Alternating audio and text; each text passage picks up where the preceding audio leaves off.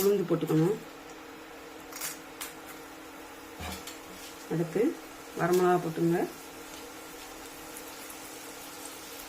வரமிளகா போட்டுட்டு நல்லா பொன்னாமல் வர வைக்கணும்.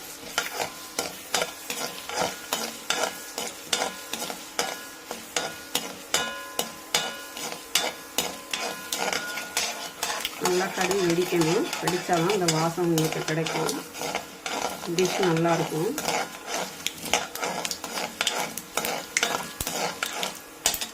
பொரிஞ்சிருச்சு. கருவேப்பிலை போட்டுக்கணும். அடுத்து வெங்காயம் போட்டுக்கலாம்.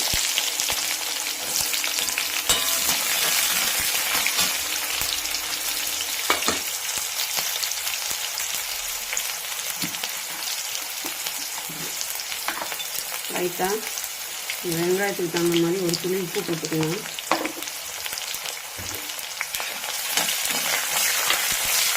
பச்சை மிளகா போட்டுக்கோங்க. 2 பச்சை மிளகா போட்டுக்கேன்.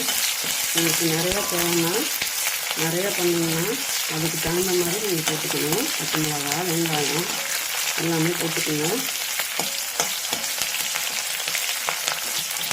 இதை நம்ம அவிச்சு எடுக்கிறதுனால ரொம்ப நேரம் ஆகாது.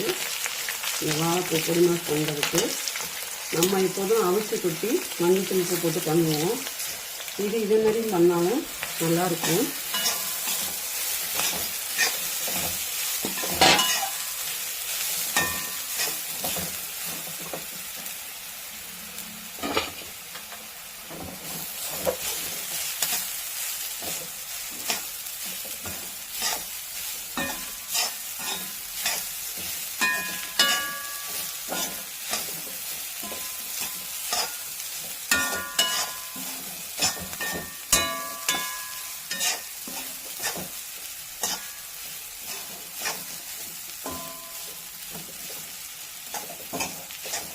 அதை கட் பண்ணிடலாம்.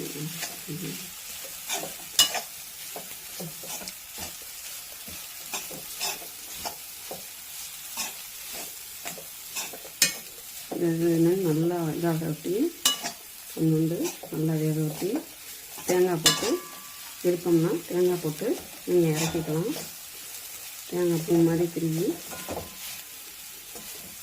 இந்த டிஷ்ஷுக்கு போட்டிங்கன்னா நல்லாயிருக்கும். கொஞ்சோண்டு உப்பு சேர்க்கணும்.